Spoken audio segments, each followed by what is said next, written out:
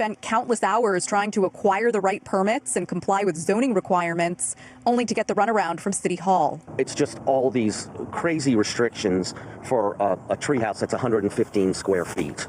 And it just became a nightmare trying to go back and forth between departments and the Department of Building and Safety. Oftentimes on this channel, when we're talking about the issue of housing and whatnot, we will discuss places like the state of California and how they have an insurmountable amount of red tape that essentially will cripple anybody's ability to build anything. And a lot of times this is based on the fact that California allows average everyday residents to sue builders, sue developers, in order to stop them from obstructing their view or do some such thing that doesn't affect anything except for their preferences. Again, these people who can file these lawsuits, they don't buy the property that they want maintained in a certain way, they just live near it and then sue the person, the developer, in order to get them to stop developing their own land in order to prevent them from profiting off of it because of their own personal preferences. It is a ridiculous system, and it is one of the many reasons why it is impossible to do anything in the state of California. Well, an extreme example of this is this iconic treehouse that a Simpsons producer has had up on his property for 24 years. It has become famous in the region, drawing in celebrities and people from outside of the celebrity circles alike just to see this iconic treehouse and enjoy it. It's been featured on television and a bunch of other different places, but unfortunately for this Simpsons producer, this became the subject of not only a 7-year-long lawsuit and battle with the red tape that he has to deal with after just one complaint, but it's also been the subject of a criminal investigation, and essentially this iconic treehouse must be torn down in order for this person to avoid jail time in the state of California. Building a treehouse on your own property that's 115 square feet is something that can get you sent to jail, to prison. And that's even more crazy considering that actually committing crimes, robbing people and whatnot, won't get you sent to prison in the state of California. Now, we're going to break this down. We're going to talk about this. But before we do, I want to thank everybody who supports this channel via actualjusticewarrior.com/join. Give me the money. Give me the money. Okay?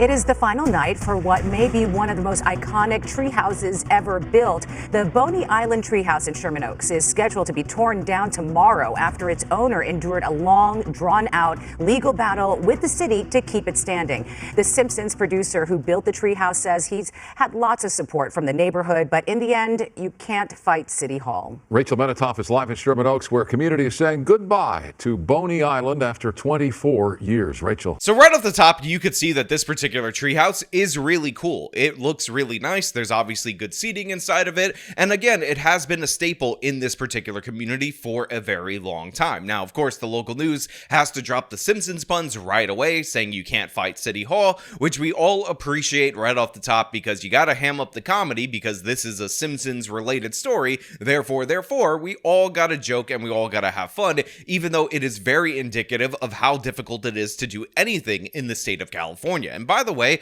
a lot of people are going to say, Sean, you're referencing a Simpsons creator, a Simpsons producer, somebody who is involved in the Hollywood machine. And obviously, this is somebody who votes Democrat or likely votes or donates to the Democratic Party. And while that might 100% be the case, I'm not denying that. And I understand there's a certain level of you voted for this regulatory environment, now you have to live under it. But I also want you guys to realize that I'm talking about a Simpsons producer, somebody who's been on that show for 24 years, somebody who has the money, somebody who has the time, somebody who can hire lawyers in order to fight against these complaints, and yet he has been bogged down for 7 straight years in legal battles over this treehouse, spent tens of thousands of dollars on it, and all that's gotten him is a criminal investigation, the prospect of jail time based on the fact that he put something up on his own property, something that is iconic up on his own property, that has received praise, that has been on TV shows and all of that, and even he can't beat the California regulatory environment. That is absolutely crazy. The homeowner says it came to a point where the red tape, the restrictions, and finally the criminal charges were all too much to bear, and tonight he's been removing a lot of the props, the furniture, kind of having one last hurrah with the neighborhood kids, and says he's really sad to see this place go. Climbing through this whimsical maze, you notice the carefully constructed details. Sitting high above the Sherman Oaks treetops, it's an homage to childhood. And throughout the years, it's been updated with more adult features like a bar and a mini fridge of beers.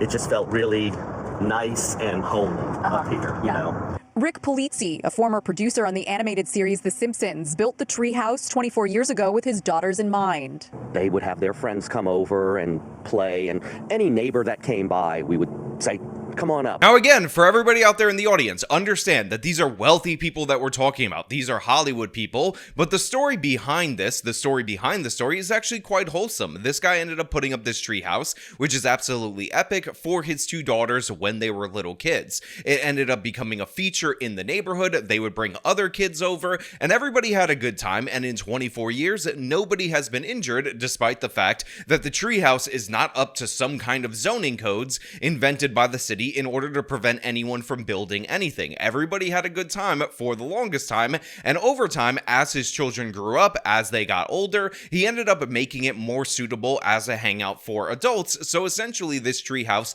grew up along with them. Again, quite a beautiful tale, quite a beautiful story, something that we can expect in the United States of America, but unfortunately, another thing that we can expect in the United States of America is for community to be eroded, is for community to end, for people to get the government involved, for busybodies to start cracking down, and of course, for California's epic amount of red tape to end up wrapping this guy up in a 7-year-long legal battle that, again, is not just civil, it's not just regulatory. The man is facing criminal charges. He could be arrested and put in jail if he continues to fight to keep this treehouse up, and that's absolute madness. Everybody that you saw in movies and TV were always here with their families.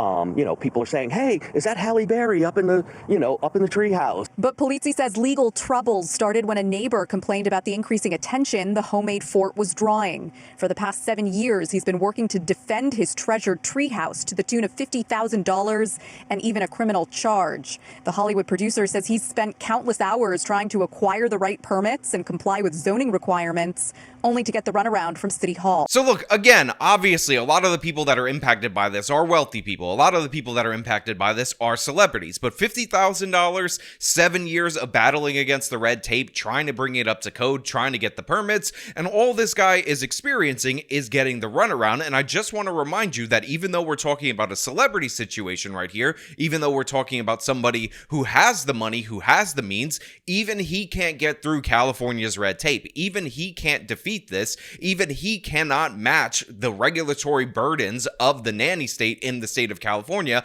based on one neighbor complaining one time about the fact that the treehouse was getting too much attention for that neighbor's preference. Now, of course, nobody forced that neighbor to move into a property that was already well known in the area to have this treehouse present there. Again, 24 years going strong, but that one complaint ends up triggering a 7-year-long legal battle, and this guy's going to end up going to court just because he wanted to build something nice for his children 24 years ago. It's absolute madness. But again, this is what you can expect in the state of California. And you could just imagine if you weren't trying to build something that is for your kids to enjoy, for your kids to goof off in, how bad these regulatory burdens actually are when you're trying to build apartments or you're trying to expand your home or do anything that is normal in a normal neighborhood when you just don't have the money for compliance. And the fact that they give him the runaround with all this should not be surprising. Remember, we talked about how Donald Trump ended up visiting Los Angeles, ended up talking down to the mayor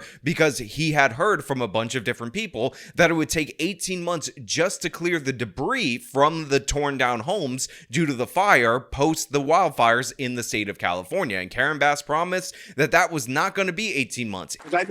I met at least 8 groups of homeowners, and I'm much more worried about the fact that they said it's 18 months exactly, and they were devastated. They want to start now. They want to start removing things. They're not allowed to do it now. And you mentioned hazardous waste. Well, the hazardous waste, what's hazardous waste? I mean, you're going to have to define that. We're going to go through a whole series of questions on determining what's hazardous. Nope. I just think you have to allow the people to go on their site and start the process tonight. And we will. Okay, good. You can go back and check. It's not 18 months. So if that's not the answer, Mayor Bass, what is the answer? Because Well, everybody said. that's what we were all told last night. And let me just tell you that we are going to do everything we can, slashing regulations, expediting everything so that people can begin the process right away. You know, we have the Disaster Recovery Center on Pico and Westwood. We have building and safety there. People are already contacting the local agencies. We're bringing our city departments together so that people don't get caught in the loop of going from one room to the next. We want them all to be in the same room so that you can get busy rebuilding ASAP. It was going to be a week, but what did we find out just a little bit later? That in fact, what's going to happen is that it will take 3 years minimum, 5 years around probably more accurately, to rebuild the homes in the Palisades area based on all the regulatory permits and restrictions and whatnot that you are required to get in order to do anything in the state of California. I asked, what's a realistic timetable for rebuilding the Palisades? 3 years would probably be the fastest, but probably it would be more like 5. So it really depends on the individual circumstances. Now, this is in Sherman Oaks. Obviously, I'm not saying that this is all Karen Bass's fault or anything of the sort, because remember, California has not only local municipality regulations and zoning and whatnot, they not only have the city ones, but they also have statewide ones and statewide laws that allow homeowners to sue anyone for anything, and it creates all kinds of chaos. And this is just a little bit of a taste of that. This is just one example of somebody who has the means, somebody who should be able to engage with the system and be successful. We're always told that money can get you through anything, but guess what? $50,000 in 7 years, not enough to get this man out of criminal charges. The only thing that will get him out of it is tearing down this structure. Councilmember Nithya Raman sent us a statement saying she's limited in what she can say due to ongoing litigation, but she did write this: "Our goal has always been to find a pathway to preserve the treehouse, which has brought so much joy to neighbors, and our office is ready and eager to continue that work in cooperation with Mr. Polizzi." Polizzi, though, says months ago this same office told him there was nothing they could do, so he's resigned to take it down and say one final goodbye. So here you have a city council member saying that the goal of her office and the goal of the city council is to make sure that this treehouse is preserved, and we're really into working with Mr. Polizzi, the guy at the center of this, in order to make sure that happens. Now, of course, we find out from the person, who's actually going through this, that he contacted this very same city council member, and her office said there's nothing that we can do, which is just a perfect example, a perfect distillation of city government, which is when you get attention on them, they say the right thing, but behind the scenes, they're actively working to destroy you. The city council could easily change these rules, and guess what? Problem would be solved. The city council could easily do something, carve out an exemption, propose a bill, anything of the sort, and guess what? The problem would be solved. But instead, what we end up seeing is that the city council is virtue signaling that they're definitely on board with helping this person, even though he's currently facing criminal charges for this. Again, criminal charges for this, not just fines and fees and, oh, you don't have the right permit for this. You might go to jail because you dared to build a treehouse for your children. There's no reason for it. It's really not warranted. It's been up 24 years. We've never had one single incident.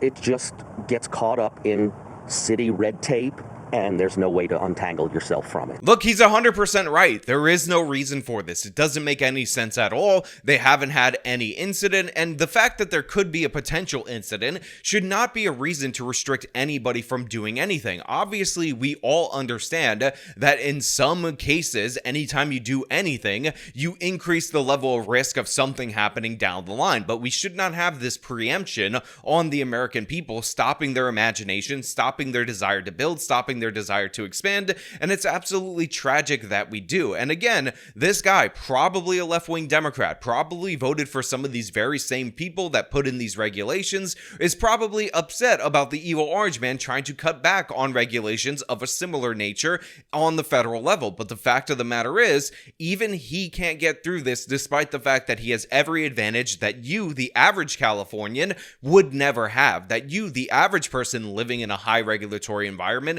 could never get around, and he's still stuck. He's still trapped. He still has to take this deal in order to avoid jail time, and that deal is just complete defeat.